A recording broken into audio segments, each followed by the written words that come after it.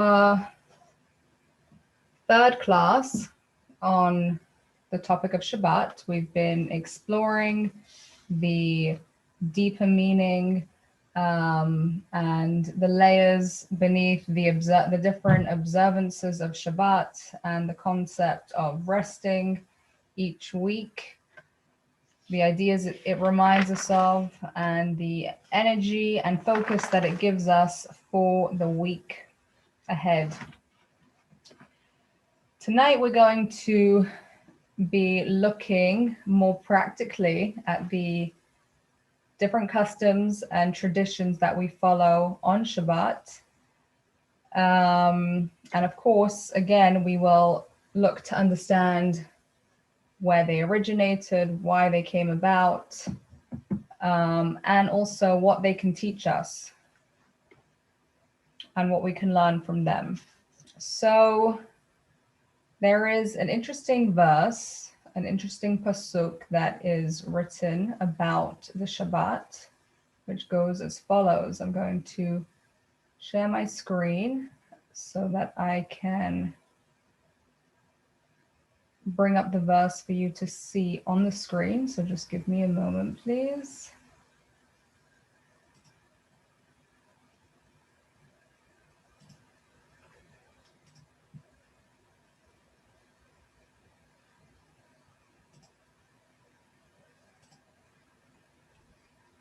Okay, so here we have it. The pasuk, the verse says, "V'karata la-Shabbat oneg." You shall call Shabbat oneg, pleasure. All right. So we have a specific instruction that one of the big things about Shabbat and the way that we observe and celebrate it is through pleasure. So we're going to talk about that concept a little more to understand what does it mean and how do we make sure that we are fulfilling it. So over here, I have two words, okay? We have joy, which is simcha, and we have delight, which is another word for pleasure. It's the English translation of oneg, okay? So let's say I give you these two options, okay? We have joy and we have delight or pleasure. I'm gonna ask you, and if you'd like to share your opinion, please do. Do you feel like there is a difference between these two ideas, between these two words, the word of joy, which is simcha, and oneg, which is delight or pleasure? Or do you think that they're the same?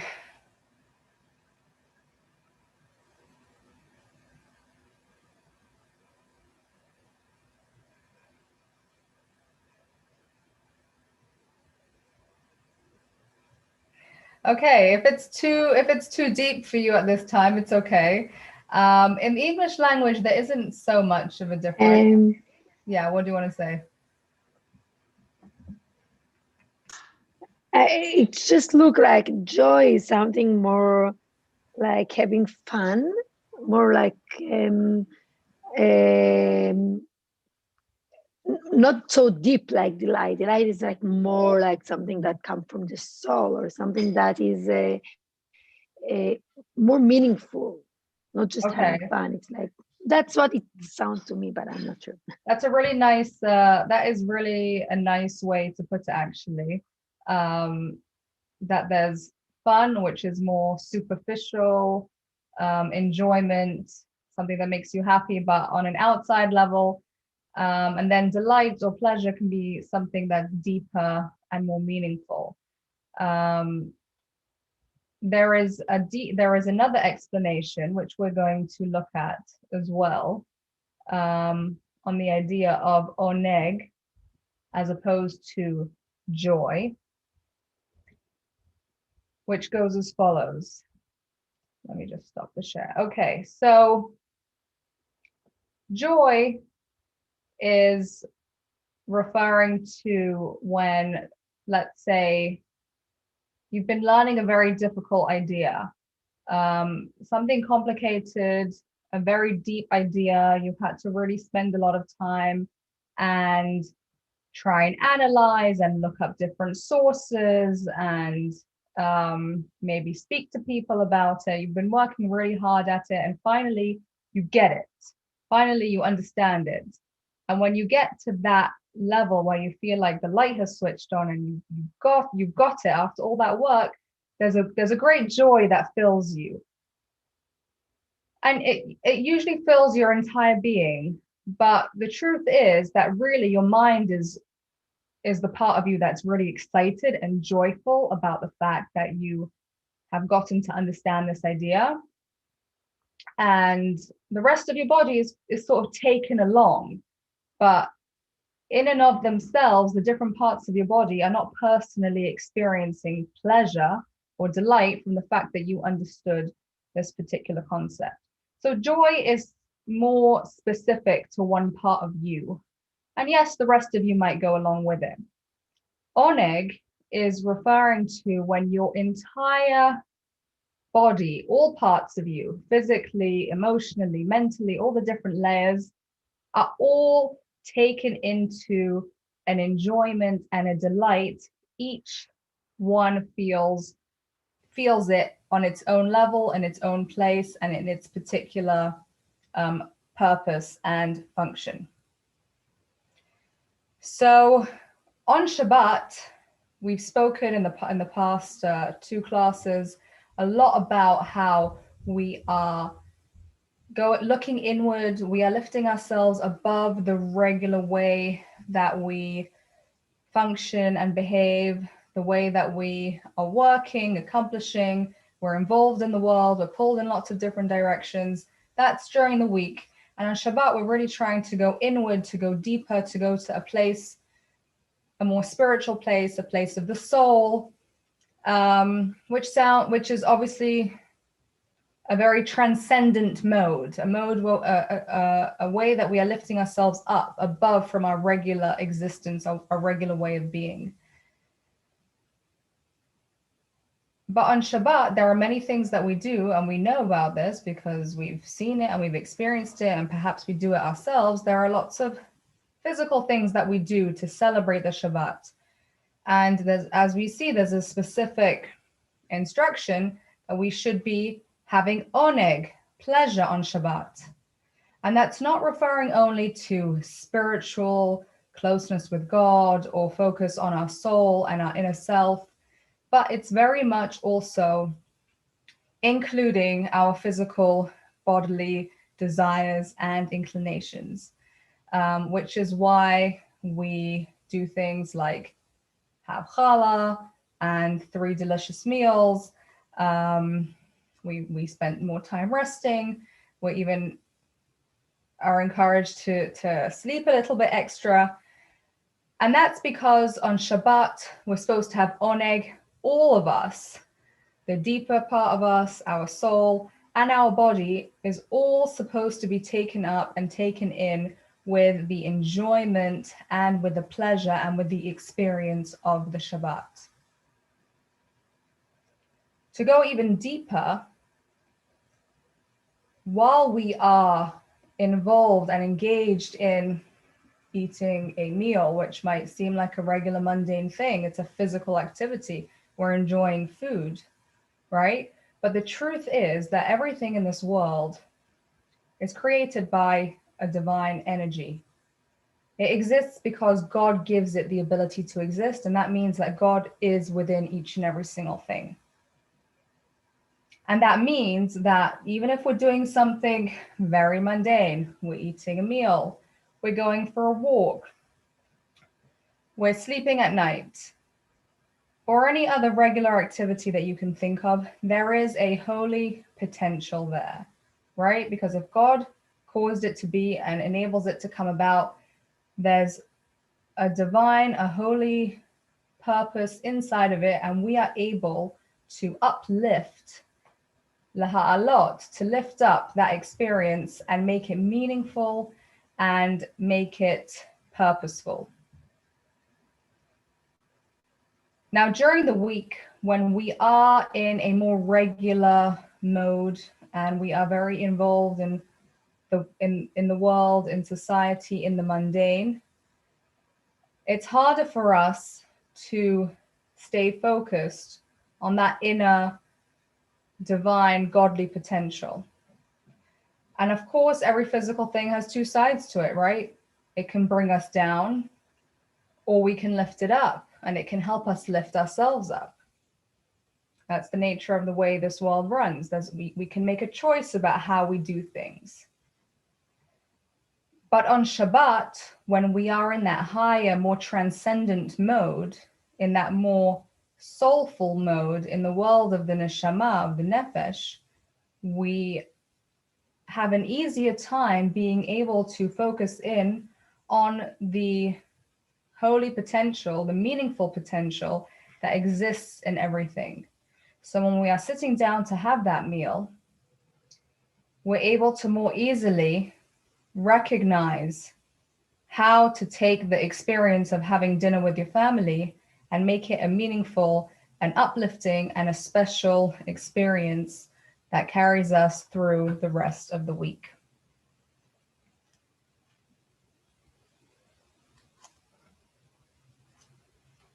That's why you'll have seen probably at different Shabbat dinners or at your own Shabbat dinner that aside for the eating and the drinking that we do, we also try to take the time to speak about something a bit more meaningful.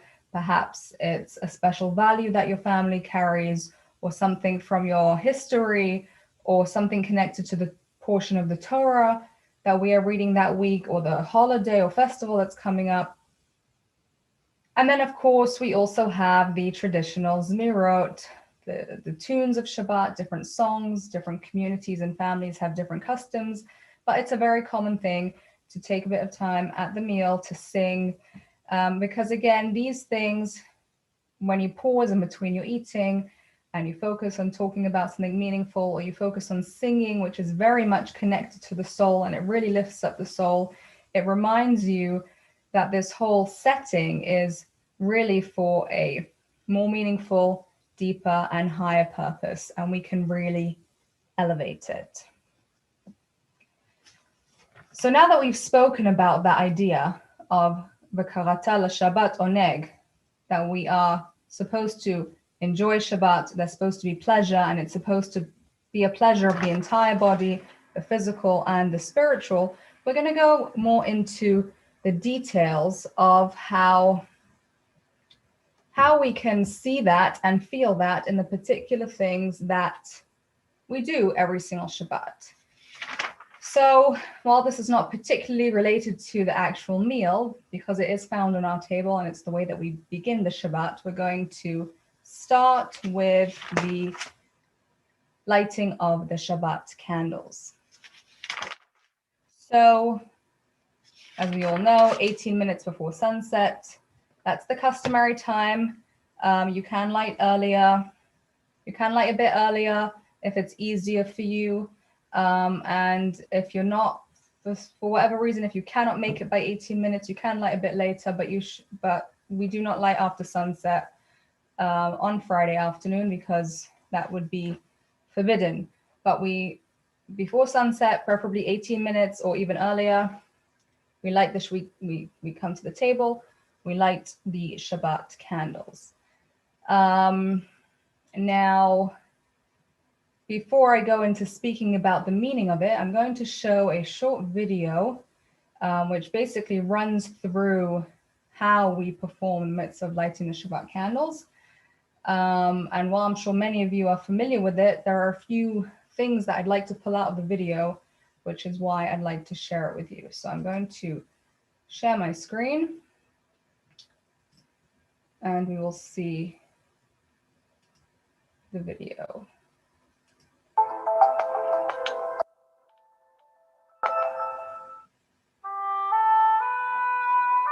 There is nothing like Friday afternoon. It will soon be Shabbat, and the special atmosphere can already be felt. Wow, the fish looks great. It smells exactly like Grandma makes. Okay, I have to get ready for candle lighting. So Shabbat Shalom, and kisses to the little one. I always check when I need to light candles, because after that time, it is simply forbidden to light them. The 17th of the month? 6:47. Yael, say bye to the Facebook. I have a few minutes left before candle lighting. I am going to get organized and dressed in honor of Shabbat.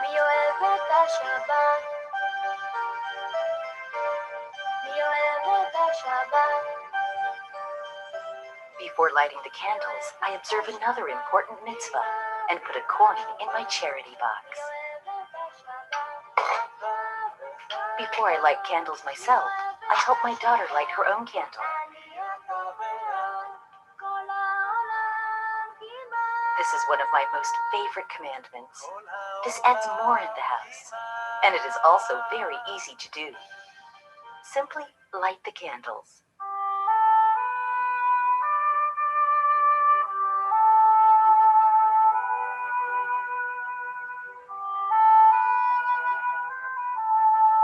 The moment I finish lighting the candles, it is already Shabbat for me, and that's why I can't put out the flame. After all the candles are lit, I wave my hands around the candles 3 times, cover my eyes, and bless. Baruch atah Adonai Eloheinu melech haolam, asher kidishanu b'mitzvotav v'tzivanu la'adlik ner shel Shabbat Kodesh. Amen. These moments are the real highlight of my week. I connect to the Creator of the world, speak to Him, and ask Him for all I need. A happy life, satisfaction from the children, success in business, health for the entire family, and most important, the coming of the Mashiach. Shabbat Shalom. Shabbat Shalom.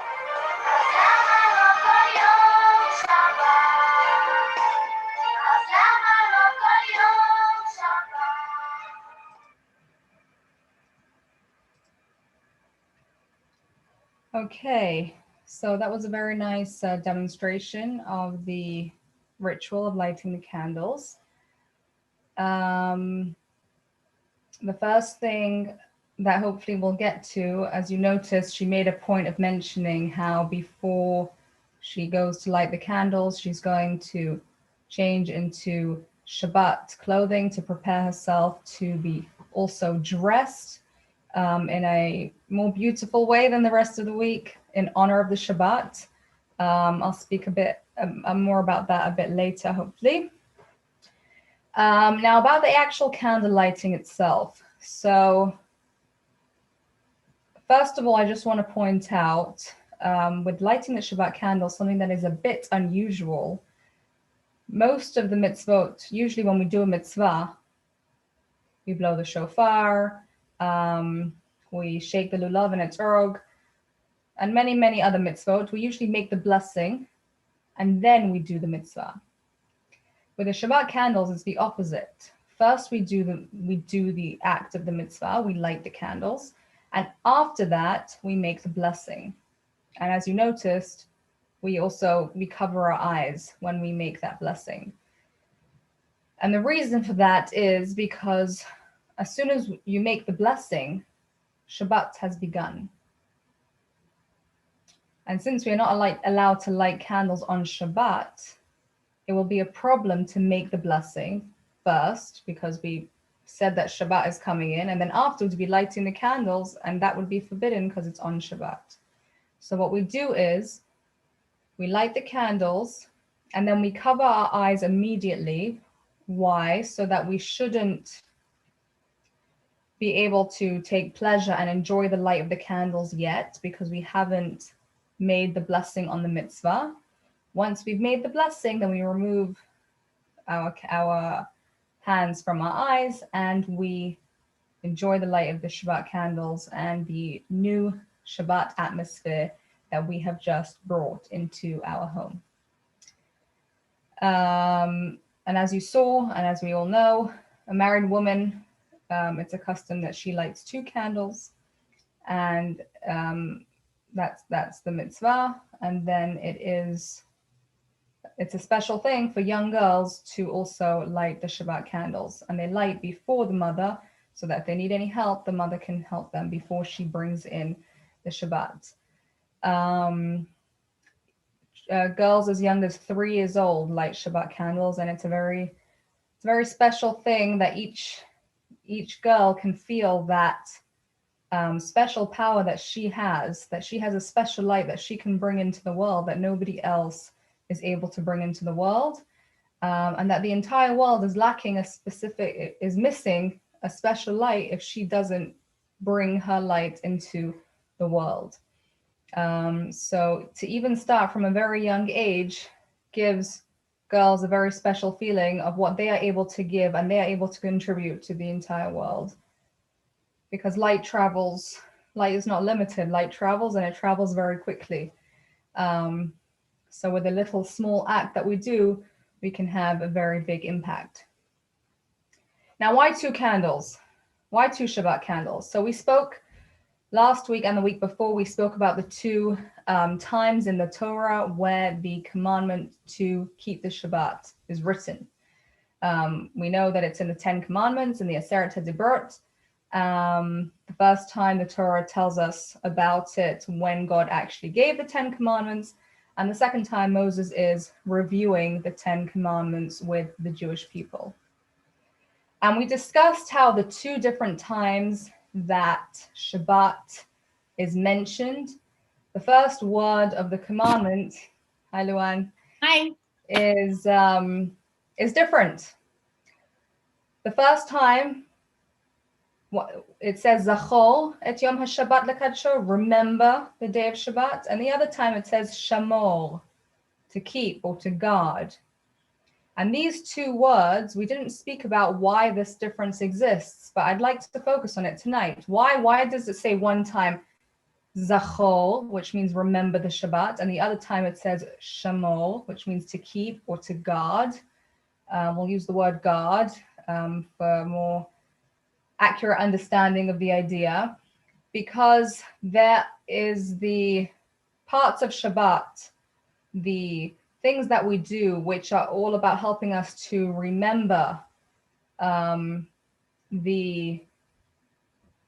Shabbat and remember why we keep it. And this we do with all different positive traditions, kiddush, a meal, lighting the candles. And then shamor, to guard, is all the negative prohibitions, the things that we're not supposed to do, that we stay away from. This exists throughout the Torah. We have the positive commandments, things we do. You give charity. You eat a kosher, something kosher, right? That's something positive. And then you have the negative commandments. We don't steal, right? We don't harm another person, and so on and so forth. So in Shabbat as well, there's the positive actions that we do to keep the Shabbat, and there's the negative things that we refrain from doing, we do not do, in order to guard the atmosphere and the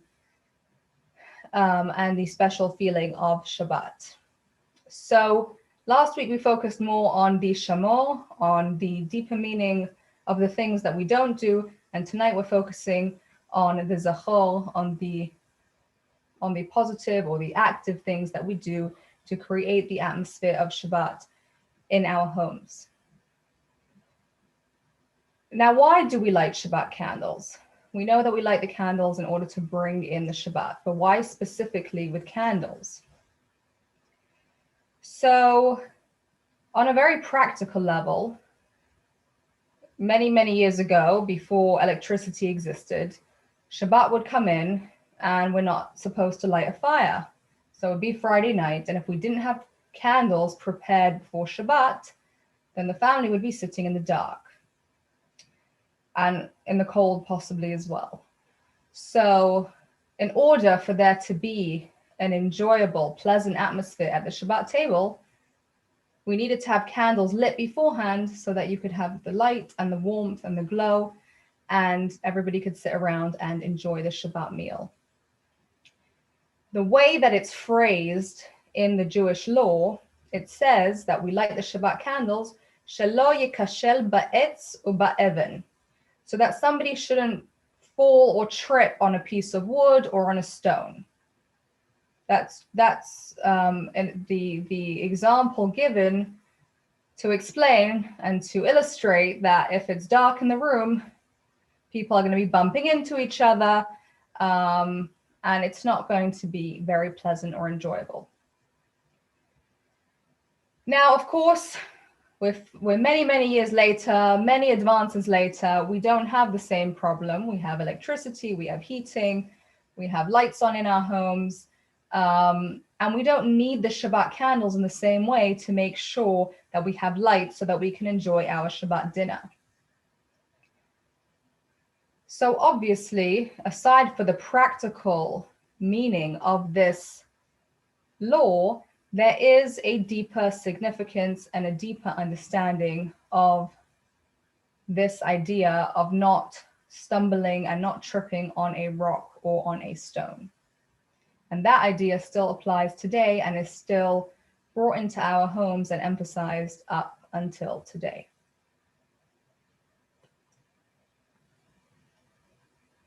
So if we take the specific scenario of tripping over something and then being annoyed or hurting yourself, right? Obviously, what we're trying to create by lighting the Shabbat candles is an atmosphere of shlom bayit, of peace in the home, of calm, of being relaxed, of being happy.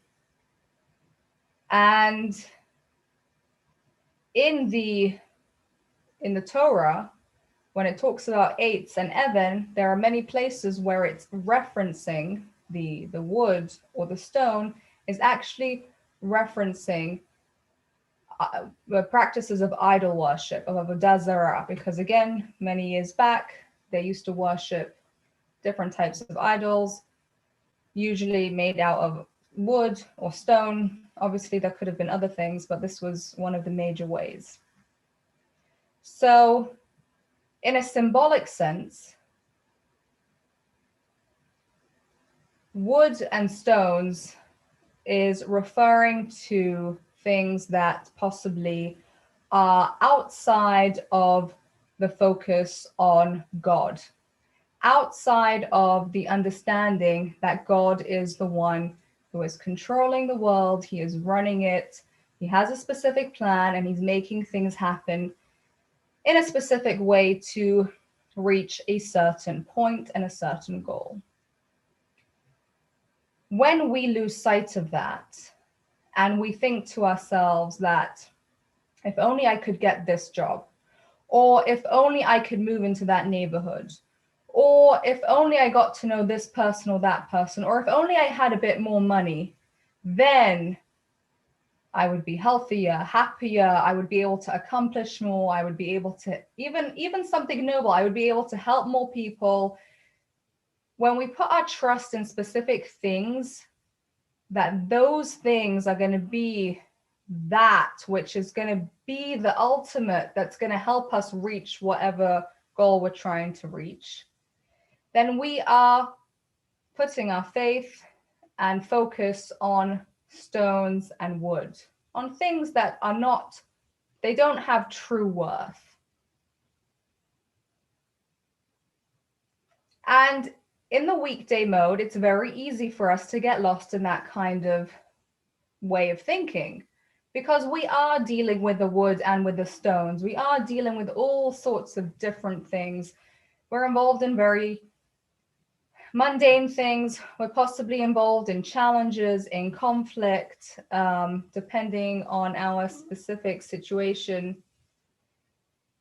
And keeping an eye on the deeper purpose can be challenging.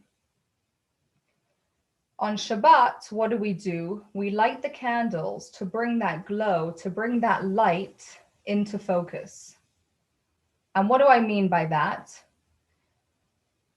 If you're in a room and the light is off and somebody turns on the light and all of a sudden you see a beautiful chandelier in the ceiling and you see a plush, comfortable handmade rug on the floor and beautiful couches or a table, and you think, wow, this room is beautiful, look how this table is set, look at the furniture.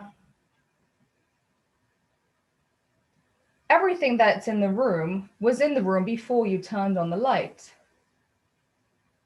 what did the light do? The light revealed and made obvious what was already there.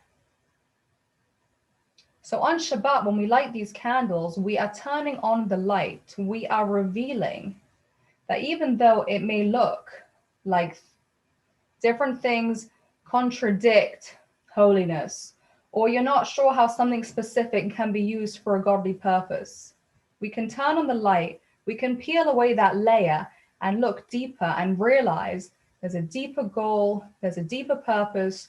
God made this exist, and therefore there is a reason for it that can be useful in a good way. And that's what we are doing when we are lighting the Shabbat candles. So we begin the whole 25 or so hour experience of Shabbat with this declaration, if you like, and we enjoy the glow of the candles through the entire meal, and they stand there reminding us and telling us that after everything we've been involved in, all the different things, the whole week, even where we've struggled, even where we're not sure how it can be for a good purpose or for a meaningful purpose, there's something there that's deeper, and we can dig a little bit and we can find it.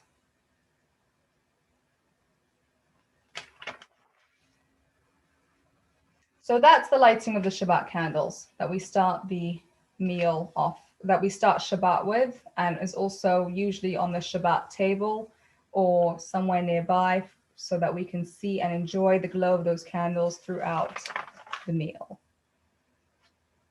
Now we're going to move on to the meal itself.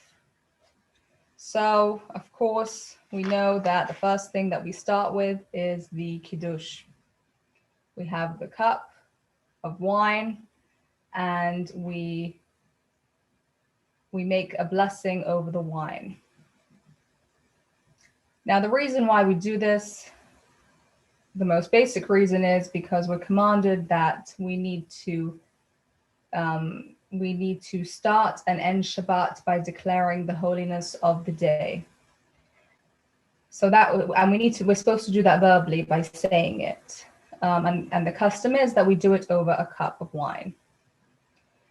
I'm going to share a video with you that will explain a little bit more specifically about the Kiddush, and then it will also go on to enumerate short explanations on different parts of the Shabbat menu. And after that, we can go into that a little more in detail. So here goes.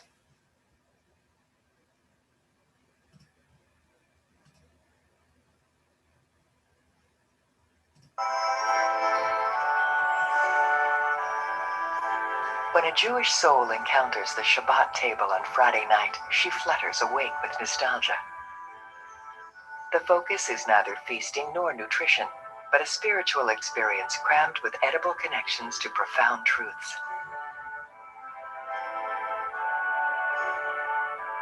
Candles lit before the onset of Shabbat are our first indication of a spiritual presence.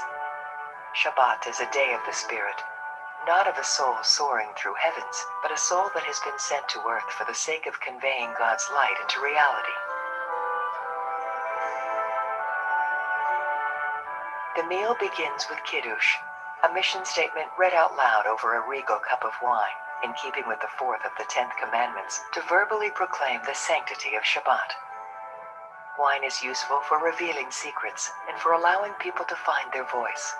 This wine allows us to discover the divine voice of Shabbat and to hear the secret she reveals. Kiddush recalls the mystery of creation and unveils God's name encoded into that account. On Shabbat, the veil of nature drops to reveal a smiling creator. We mention the Exodus to remember that God selected our nation for a divine mission. Shabbat is a time to shine a glowing spotlight on that mission.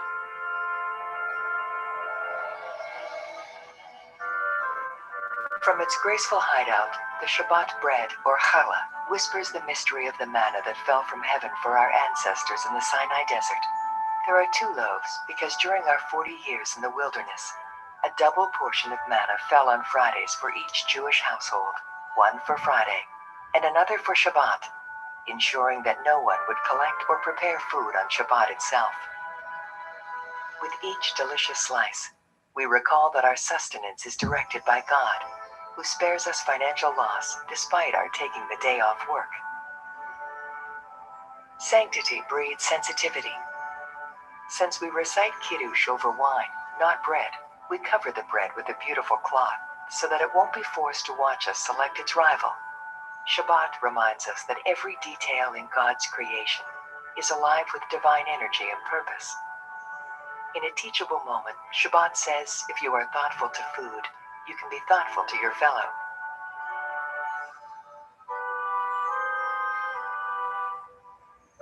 In ancient times, everyone preferred fish. Ordinary folk considered fish the perfect delicacy to fulfill our obligation to physically enjoy Shabbat. Rabbis preferred fish because of its simplicity. It doesn't require ritual slaughter and contains no forbidden blood or parts. Mystics favored fish because it is submerged, like a person surrounded with divine awareness. The very goal of Shabbat. Chopped fish mixed with flour and condiments has graced Shabbat tables for millennia. The Yiddish reincarnation of this is gefilte fish. Aside from feeding more mouths with less fish, chopped fish avoids complications of Jewish law that arise from handling fish bones on Shabbat. Jewish law defines meat as appealing food with which to honor Shabbat. But this stew, or one of its popular varieties, is kept for Shabbat lunch, so that a pot is kept simmering since before the start of Shabbat. We thereby affirm our loyalty to a tradition passed orally from Moses to the sages, whereby the Torah permits us to leave a fire burning from before the start of Shabbat. The Shabbat meal is traditionally unhurried, to allow time to digest the many messages found in the foods in their beautiful setting. It is a time for inspirational insights and sacred song. A perfect harmony of stomach and soul in the service of our Creator.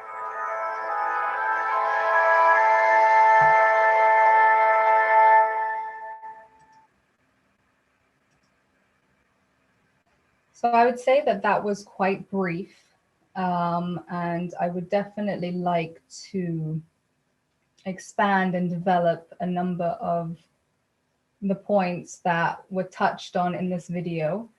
Tonight, I think we will continue the Kiddush because there was more detail on the Kiddush, and we will spend a little bit of time on the Challah. And then being that we did start a bit late, I'm going to save part 2 for next week because there's really such beautiful and rich meaning in the other foods, and I'd like to be able to give it the proper attention. So on back to the Kiddush, the cup of wine that we make the blessings on at the beginning of the meal. So I just want to focus on the beginning words of the Kiddush. Okay, we have them over here in the Hebrew in the beige letters. Yom Hashishi Vayechulu Hashamayim. These words mean the 6th day, and the heavens were completed. Okay, now what this is basically is the end of, it's the last 2 words of the 6th day of creation, as written in the Torah, in the first portion of the Torah. And the beginning of the verse, Vayechulu Hashamayim, is the beginning of the verse which speaks about the fact that God finished his creation and he rested on the 7th day. So even though the first 2 words are from one pasuk, they're from one verse, and the second 2 words are from another verse, the reason why we begin Kiddush, we don't start from the beginning of the verse, Vayechulu Hashamayim b'haaretz, that God finished his creation and rested. We start from the words Yom Hashishi, which is the end of the previous verse, because if you look at the first letter of each of these words, which I have bolded and made larger. We have a Yud, we have a Hey, we have a Vav, and we have a Hey. This is God's signature, the artist's signature on the masterpiece of creation that he made. Yud and Hey and Vav and Hey, this is God's name, also known as Havaya.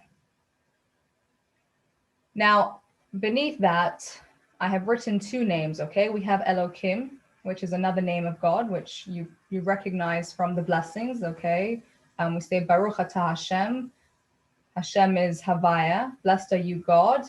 Elokeinu is our God. So Elokeinu, Elokim, it's the same name of God. What's the difference between these two names of God? Elokim is referring to God, to the way that he manifests and expresses himself and shows himself in the natural world, according to the natural way, okay? So in Hebrew, in Lashon HaKodesh, in the Hebrew language, each letter has a specific numeric value, okay? Each letter is equal to a number. So Aleph is 1, Bet is 2, and so on. So if you take the word Elokim and you take the value of each letter, so the Aleph is 1 and the Lamed is 30 and the Vav is 6 and so on, you go on and you calculate the value of the word Elokim, it's equal to another Hebrew word, which is Hateva. Hateva means the nature or the natural order. So if we look back in the Torah, in the Bible, the first word of the Torah, the first few words, Bereshit bara Elokim. In the beginning, God created. Which word of God is used? Elokim. Okay? God, Elokim, created. Why is that word used? Because when God is invested in creation in the natural way, according to the natural order, he is expressing himself through the name Elokim. And this is a mode of the mundane, of the physical, of the weekday world. Okay? Just to give sort of an analogy, which is obviously not going to be very exact, because when we're talking about God, it's very abstract sometimes and hard to give accurate comparisons. But let's say if we look at ourselves, so we are a mother, we are a wife, we are a friend, we are a professional, we are a teacher. So when you're at work, you're functioning as a professional. That's the professional you. That's your mode. You come home and you're interacting with your husband. Now you're being a wife. It's a different way that you behave and express yourself. So God also has these different modes and ways that he can show himself and express himself. So the regular mode is referred to as Elokim. What happens on Shabbat? Yom HaShishi vayechol hashamayim, Yud and Hey and Vav and Hey, the name of Havaya. God moves into a different, and God and therefore the entire world moves into a completely different mode of functioning. If we take the word Havaya, Yud and Hey and Vav and Hey, and we rearrange the letters, we can pull out a few different words from this name. We can pull out, I've written it here in the English, Haya means was, Hoveh means is, like right now, somebody is, and Yihiyeh will be. What is this referring to? This is referring to past, present, and future. But they're all in one name. They're all compressed into one name, which means that not only is it past, present, and future, it's past, present, and future all at the same time, which is obviously something that is impossible in the natural order of the world. Naturally, we are limited to the time that we're in. The past was yesterday. Right now, we are where we are right now. We cannot now make it into tomorrow. We just can't. Tomorrow will be tomorrow. Next year will be next year. It's very specific. It's very defined.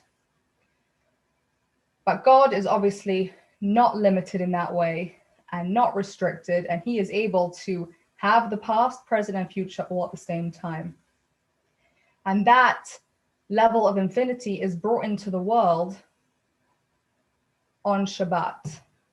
And the whole world is elevated into that more transcendent, that more elevated. We are lifted above the natural, restricted cycles of the way things usually have to work.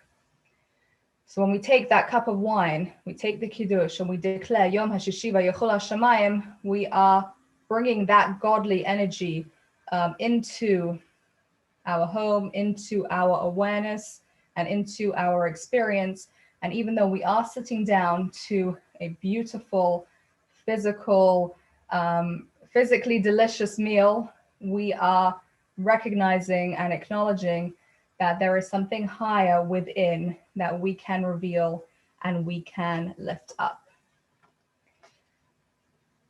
So that is something special and important and unique about the cup of Kiddush.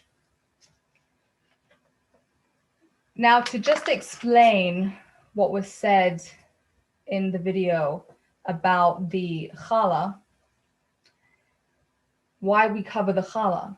So in the Torah, when it talks about the 7 special species of grains and fruit that the land of Israel is praised with, in the order, wheat comes before grapes.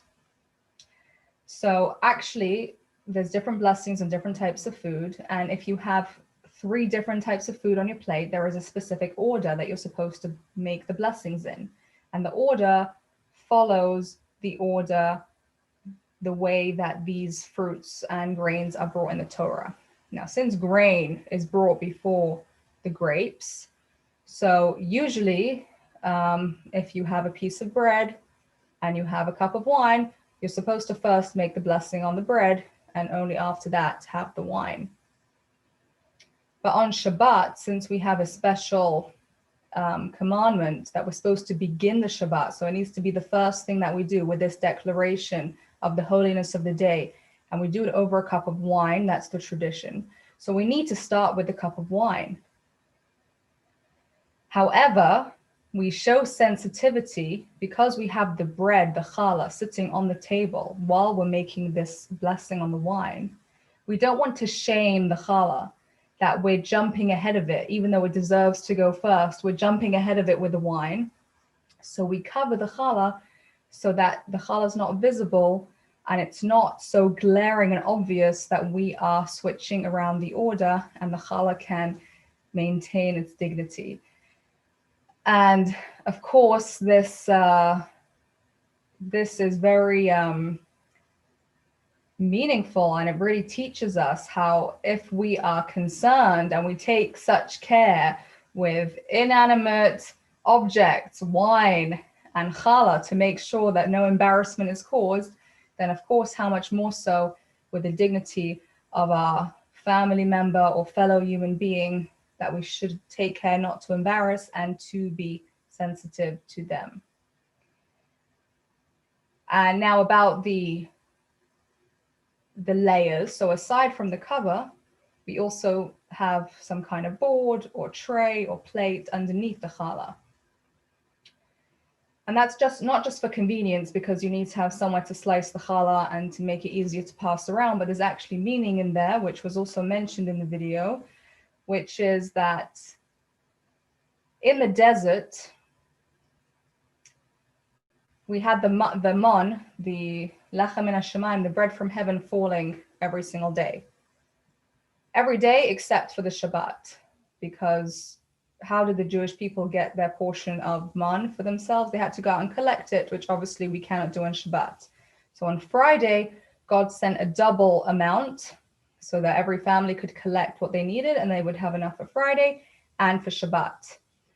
Now, in order for the man, which was delicate, to be protected, right? It was falling onto the ground and in the desert. So in order for it to be protected, there was a layer of dew below the man.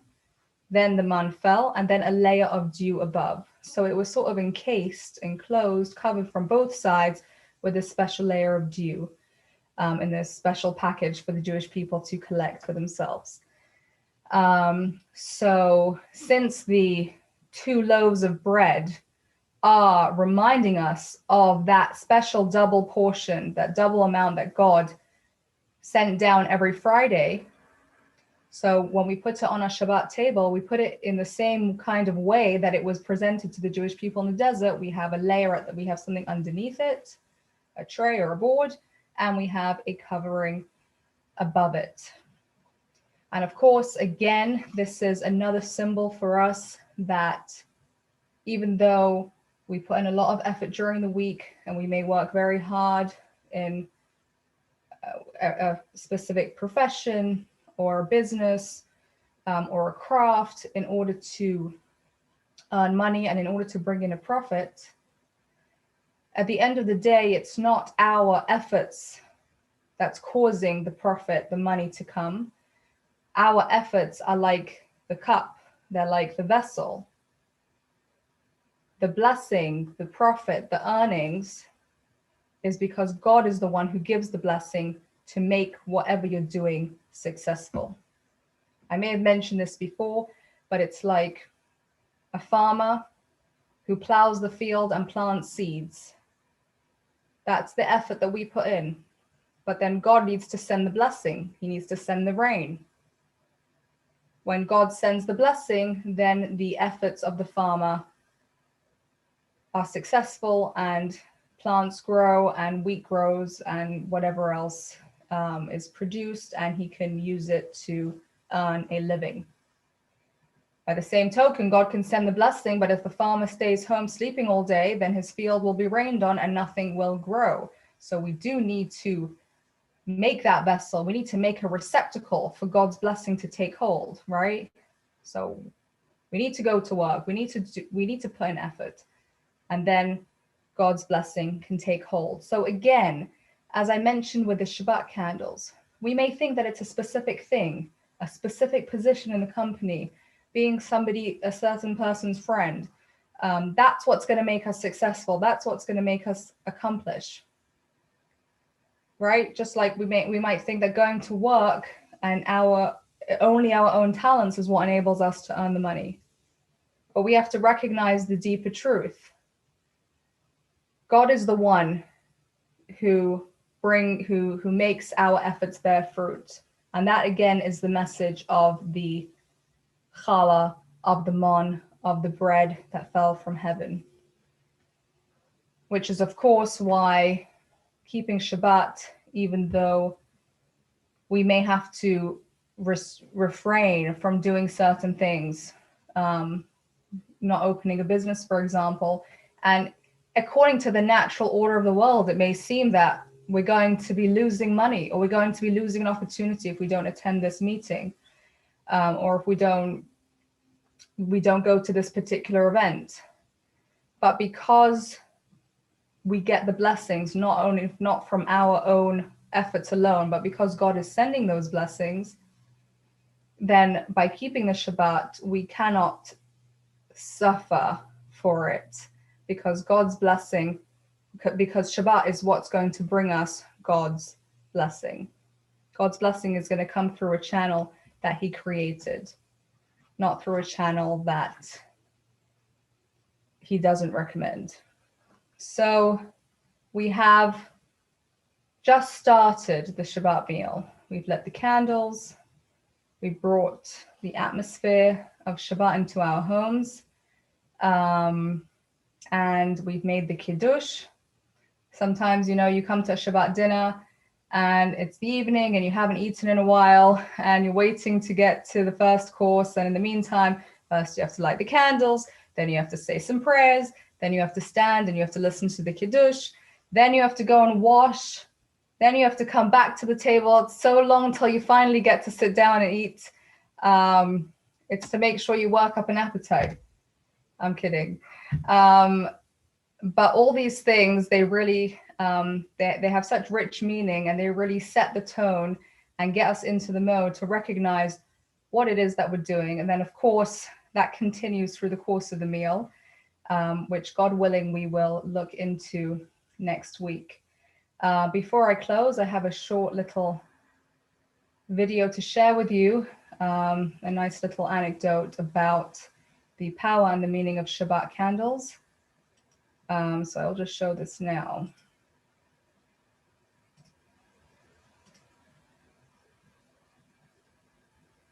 In the 1970s, Charles Ramat had a number of audiences with the Rebbe.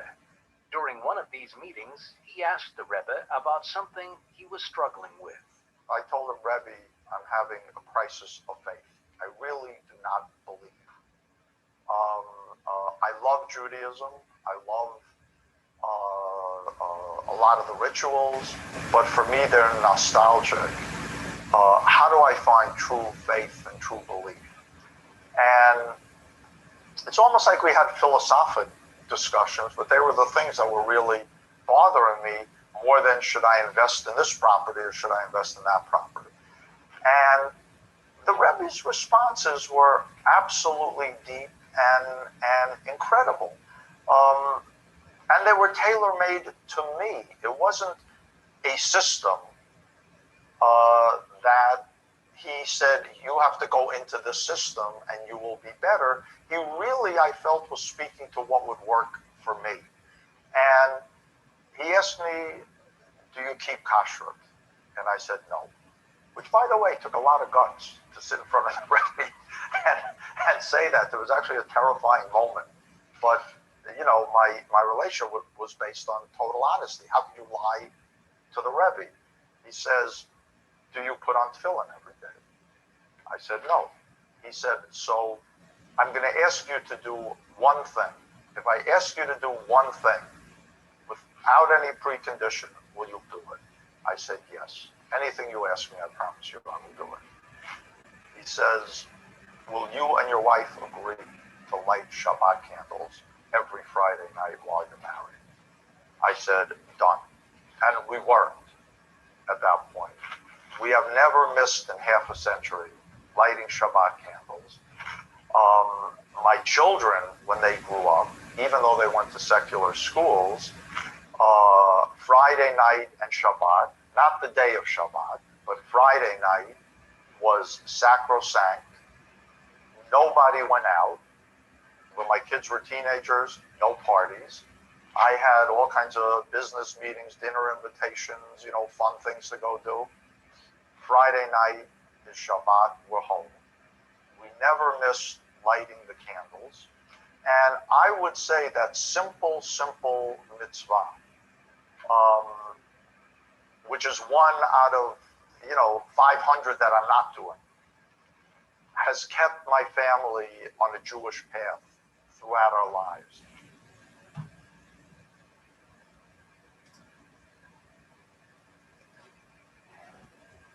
So sometimes we think we're doing something very small, and maybe it's insignificant. You don't know if it really can have an impact. But sometimes all it takes is that something small to make a really huge difference. And I think Shabbat candles are a really good illustration of this in particular, because when it's dark in the room and you light a candle, so all of a sudden it's light, you can start to see. But if you light another candle, then it becomes brighter. And if you light another candle, it becomes even brighter. And each and every candle adds to how much you can see and how much you can enjoy being in the room that you are in. So aside for the particular custom and mitzvah of lighting the Shabbat candles, in general in life, when we meet somebody, when we are trying to accomplish something and we're working very hard and it seems like we're only making a tiny step of progress, we could get discouraged that I'm not really doing anything. I'm not really having an impact. I'm wasting my time. But if we remember the Shabbat candles and how each light makes an impact, we can recognize and feel hope that what we are doing is making a difference, even if we cannot actually see it clearly at that particular moment. So we'll conclude the live broadcast for now.